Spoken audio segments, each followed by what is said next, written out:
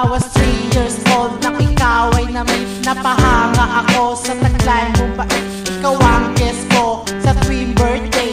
Pati sa room ko, ikaw ang display. Di ka na nawala sa alaala. Ikaw lang talaga at walang kagaya. Ikaw ang gusto ng mga friends ko. At di ko alam pati parents ko.